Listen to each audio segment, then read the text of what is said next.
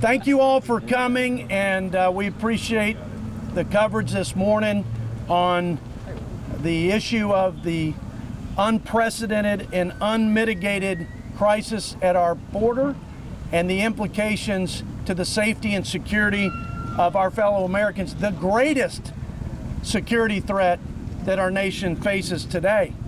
I am honored and proud, deeply grateful to my colleagues for standing with Texas and their fellow Americans living in border states and standing up for states' right to defend its sovereignty, protect its citizens, and enforce the law.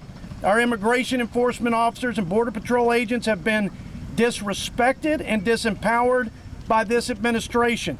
They've been overwhelmed by the record number of people and criminal activity crossing our border, and they have been demoralized by the hostility that the Biden administration has projected onto them and their complete disregard for the law and for those who risk their lives to enforce it. I was in a town hall in Texas where a gentleman made a simple observation and asked a simple question. He said, "Congressman, our state is under siege." He said, "I know this president and his border czar Kamala Harris do not have the political will or desire to stop it. But can't Texas do something to protect its citizens?"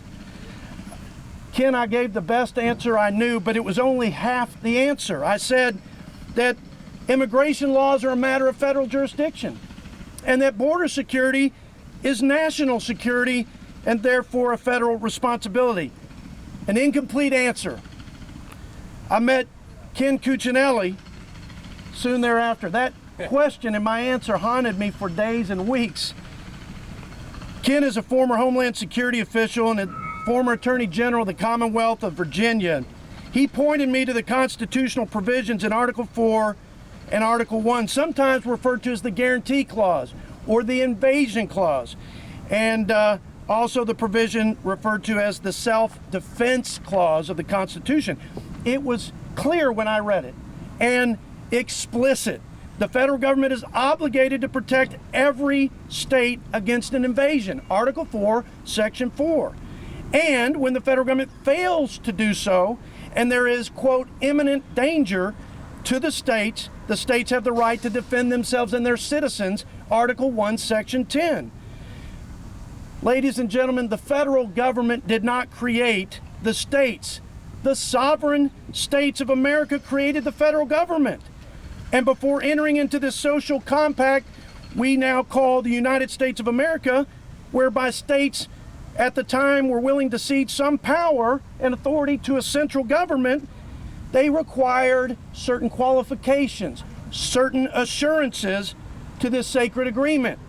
One such assurance was an individual's fundamental right to defend themselves against threats to their life and liberty. Another assurance was a state's right to defend its citizens against threats to their lives and liberty. It is clear to any honest and serious person living in our country that the President of the United States has abdicated his constitutional duty to provide for a common defense, and he has failed continuously and intentionally, I would add, in his sacred oath to faithfully uphold the laws of the land. It is also plain and obvious to every American, especially those in border states, and we have representatives from those border states outside of Texas, that this administration has surrendered control of our southern border to paramilitary, narco-terrorist drug cartels, a foreign force more formidable than many nation states, including the government of Mexico.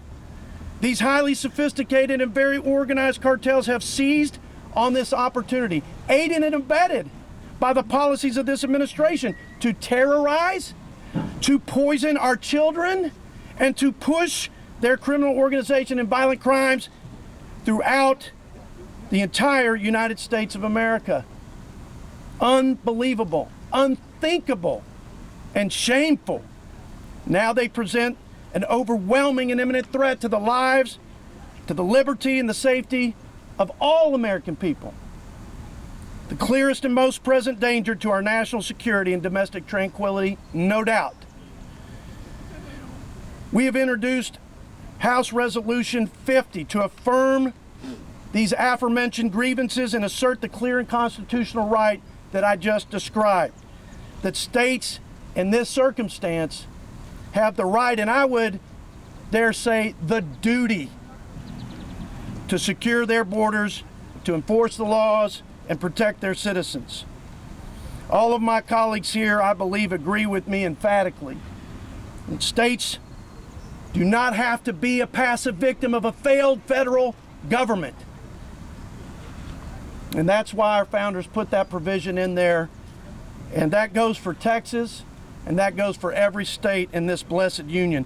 Again, thank y'all for joining me. Thank you for standing with Texas and our border states and our fellow Americans.